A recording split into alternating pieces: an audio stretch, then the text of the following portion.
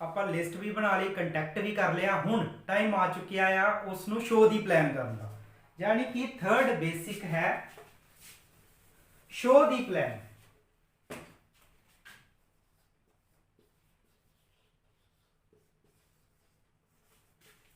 यानी कि हुण आपां अपने कंसैप्ट बारे जानकारी देनी है उसनूं। इत्थे बिल्कुल ध्यान रखिए रखना आपां कि जे तां आपां नवें आ ते स्टार्टिंग दे विच अपनी अपलाइन दा हैल्प लो। जिन्ने भी 7 8 10 प्लान उस उन्हां तो करवाओ, क्योंकि इहदे नाल तुहानूं नॉलेज हो जाएगी कि किहड़ी गल कित्थे करनी है, किहड़ी नहीं करनी।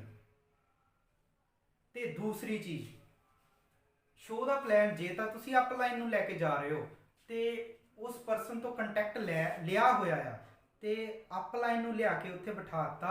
सिर्फ कई परसन मैं देखे आ, मेरी प्रैक्टिकल भी रहा आ कि बहुत सारी डाउनलाइनस उन्होंने ले जाके बिठा तो देंगे आ, बट कोई गल ही नहीं करते। इस तरह नहीं करना। जो बिठाया उन्होंने पूरी रिस्पैक्ट करनी है। जो बिठाता तो इंट्रोडक्शन करो, उन्होंने इंट्रोडक्शन दो कि ये मेरे सर हैगे आ जिन्होंने इस कंसैप्ट बारे तुहानूं प्रॉपर गाइड करना, क्योंकि मैं हजे नवा हैगा आ, मैं भी सीख रहा हाँ तो मैं भी नाल इन्हां तो होर ज़्यादा सीखण लई ही बैठा हाँ तो मैनूं भी होर ज़्यादा ज्ञान हो जाएगा। सो उन्हां दी इंट्रोडक्शन प्रॉपर करवाओ तो उन्हां दी एक वैल्यू क्रिएट करो। This is very important part. हुण तुसीं उस तो बाद प्लान जदों करवाना है, इत्थे बहुत एक इंपॉर्टेंट चीज़ आ। प्लान किसी वेले जां तां साडा यार दोस्त आ, जे आपां थोड़ी घट एज दे विच हैगे 20-22 साल, उस एज दे विच ज़्यादातर स्टूडेंट हुंदे आ जां स्टार्टिंग दे विच कोई जॉब कर रहे हुंदे, डिसीजन नहीं लै पांदे ते असीं उस नूं ही प्लान करके आ जांदे आ। लास्ट विच उहदा आंसर की हुंदा कि मैं सलाह करके दस्सांगा, जां अपने पिता जी नूं पुछ लैना जां अपनी मदर हुणां नूं पुछ लैना। इसलिए पहला ही उसनूं कंटैक्ट लैण वेले कह दो कि तुहाडे मदर जां फादर उत्थे अवेलेबल होण, मैं किसी अपने खास परसन नूं लैके उत्थे आना है। इसलिए ना ही अपलाइन का टाइम वेस्ट होवे, ना ही तुहाडा ते ना ही उहदा। इसलिए वो तिन्नां नूं ही उत्थे बिठाना। जेकर तुसीं लेडीज़ नूं प्लान कर रहे हो, तुसीं जजमेंट कर सकते हो कि वो डिसीजन मेकर आ। जे तां तुहानूं लगदा कि डिसीजन मेकर आ कि वो पेमेंट जिहड़ी लास्ट विच उन्हां तो लैनी आ जां फॉलोअप करन वेले कि वो दे सकते हैं, इदां तो नहीं कि उन्होंने डिसीजन लैना अपने हसबैंड तो कि उन्होंने हसबैंड नूं ही पुछ के उन्होंने डिसीजन लैना। इसलिए दोनों नूं इकट्ठे बिठाओ। जेकर तुसी हसबैंड नूं प्लान दस रहे हो, बहुत सारे केसिस दे विच इदां भी देखिया कि वो लास्ट विच कहंदे आ जी वाइफ नूं पुछ लैंदे आ, हुंदा इदां। इसलिए वाइफ नूं भी नाल ही बिठाना आ, दोनों नूं एक थां बिठा के आपां प्लान दसना हैगा आ। इहदे नाल बहुत सारा टाइम बच जाएगा, उन्होंने डिसीजन लैन दे विच भी सौख रहेगी, क्योंकि कोई भी क्वेश्चन होया तुसी उहदा आंसर दे सकते हो। इन्हां चीज़ों का आपां बिल्कुल ख्याल रखना है शो दी प्लान करने में। हुण तक आपां 3 बेसिक्स बारे गल कर चुके हैं, जिस विच लिस्ट बनाई, आपां कंटैक्ट एंड इनवाइट किया ते शो दा प्लान कर चुके हैं। लास्ट हुण टाइम आ चुके आ फॉलोअप का। फॉलोअप यानी कि पिछा करना, ये बहुत ज़्यादा इंपॉर्टेंट आ, क्योंकि ये टाइम आ उस परसन को उसकी आईडी एक्टिव करने लिए पेमेंट लैनी। राइट। फॉलोअप का इको ही रूल्स हैगा आ मेरी निगाह दे विच, फॉलोअप ऑन दी स्पॉट होना चाहिए। जेकर थोड़ा डिले होया आ तो फॉलोअप 24 तो 48 घंटे दे विच हो जाना चाहिए आ। जेकर नहीं होया, तुसी आ काम कर दिता, एक टोआ पट्टिया, मिट्टी पाती, उहदा कोई बेनीफिट नहीं होया, क्योंकि मेन परपज़ तो साडा आईडी सीगा जां मेन परपज़ उस तो पेमेंट लेना सीगा। जेकर इन्ना टाइम असी वेस्ट कर दिता आ एंड ते फॉलोअप ही स्ट्रोंग नहीं किया तो साडी पहले की हुई मेहनत बिल्कुल बेकार हैगी है। इसलिए फॉलोअप बहुत ही स्ट्रोंग चाहिए। जेकर तुहानूं लगदा कि तुसी उस तो पेमेंट ले सकते हैं अपने बिहाफ के उत्ते, तुहानूं बिलीव हैगा आ कि मैं यार कर सकदा हाँ, बिल्कुल तुसी कर सकते हो।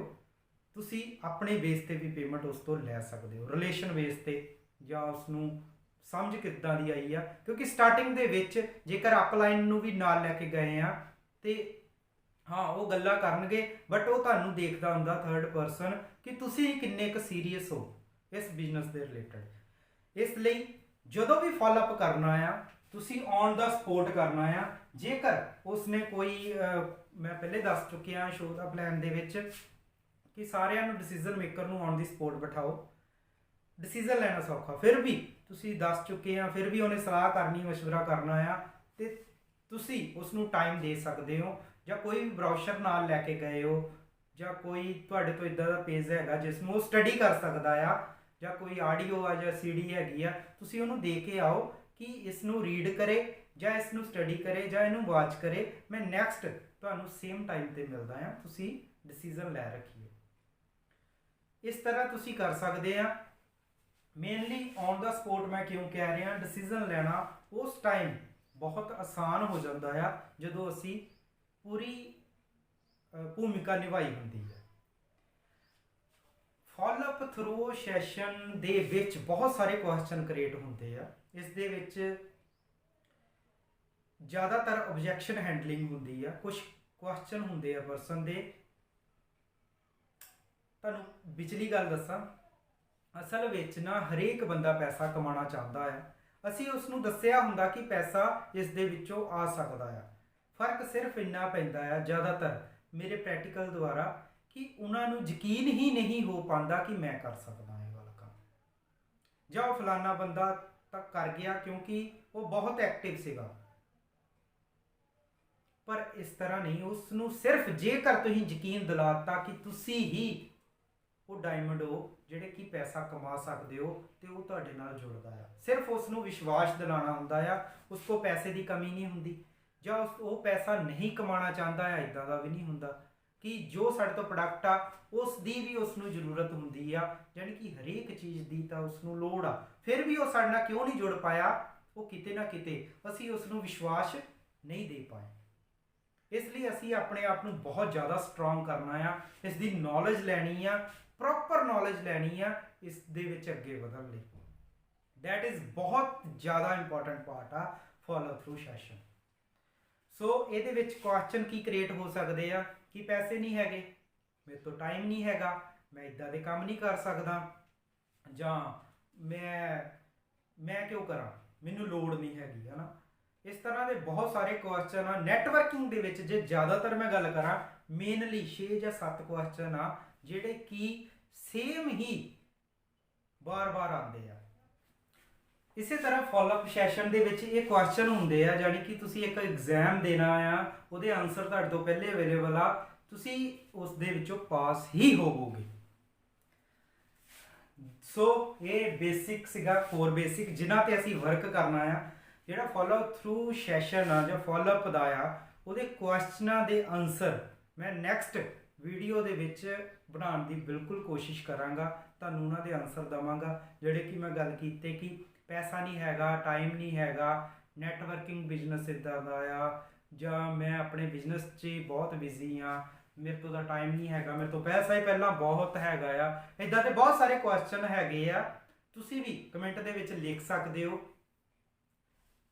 ਉਹਨਾਂ ਦੇ ਆਨਸਰ ਕੀ ਆ ਮੈਂ ਦੱਸਾਂਗਾ। ਦੋਸਤੋ ਇਹ ਤਾਂ ਸੀਗੇ ਨੈਟਵਰਕਿੰਗ ਦੇ 4 ਬੇਸਿਕ। ਸੋ ਇਹਨਾਂ ਨੂੰ ਮੈਂ ਪਹਿਲੇ ਦੱਸ ਚੁੱਕਿਆ ਕਿ ਪ੍ਰੈਕਟੀਕਲ ਯਾਨੀ ਕਿ ਐਕਸ਼ਨ ਦੇ ਰੂਪ 'ਚ ਕਨਵਰਟ ਕਰਨਾ ਆ। ਤੁਸੀਂ ਕਾਪੀ ਤੇ ਲਿਸਟ ਬਣਾਉਣੀ ਆ, ਪਹਿਲਾਂ ਡਾਇਰੀ ਜ਼ਰੂਰ ਲੈਣੀ ਆ, ਪਹਿਲਾਂ ਵਧੀਆ ਡਾਇਰੀ ਲਓ ਜਿਸ ਤੇ ਸਾਰੀ ਰਿਟਨ ਦੇ ਵਿੱਚ ਲਿਸਟ ਹੋਵੇ ਤੁਹਾਡੇ ਤੋਂ। ਉਸ ਤੋਂ ਵੀ ਪਹਿਲਾਂ ਉਹਦੇ ਪਹਿਲੇ ਔਰ ਦੂਜੇ ਪੇਜ ਤੇ ਤੁਸੀਂ ਡ੍ਰੀਮ ਲਿਖੇ ਹੋਣ ਆਪਣੇ ਕਿ ਮੈਂ ਲਾਈਫ ਦੇ ਵਿੱਚ ਚਾਹਨਾ ਕੀ ਆ। ਇਹ ਪ੍ਰੈਕਟੀਕਲ ਕਰਨਾ ਆ, ਮੈਂ ਬਾਰ-ਬਾਰ ਕਹਿ ਰਿਹਾ। ਉਹਨਾਂ ਚਿਰ ਤੁਸੀਂ ਇਹਦੇ ਵਿੱਚ ਸਕਸੈਸਫੁਲ ਨਹੀਂ ਹੋ ਸਕਦੇ ਜਿੰਨਾ ਚਿਰ ਤੁਸੀਂ ਇਸ ਨੂੰ ਪ੍ਰੈਕਟੀਕਲ ਰੂਪ ਨਹੀਂ ਦਿੰਦੇ ਜਾਂ ਐਕਸ਼ਨ ਦੇ ਵਿੱਚ ਕਨਵਰਟ ਨਹੀਂ ਕਰਦੇ। ਸੋ ਇਹ ਤਾਂ ਸੀਗਾ ਸਾਰਾ ਪਾਰਟ। ਸੋ ਜੇ ਨੌਲੇਜ ਅੱਛੀ ਲੱਗੀ ਹੈ ਤਾਂ ਲਾਈਕ ਜ਼ਰੂਰ ਕਰਿਓ, ਚੈਨਲ ਨੂੰ ਸਬਸਕ੍ਰਾਈਬ ਜ਼ਰੂਰ ਕਰਿਓ। ਫਿਰ ਮਿਲਦੇ ਹਾਂ ਅਗਲੀ ਵੀਡੀਓ ਦੇ ਵਿੱਚ। Thank you so much.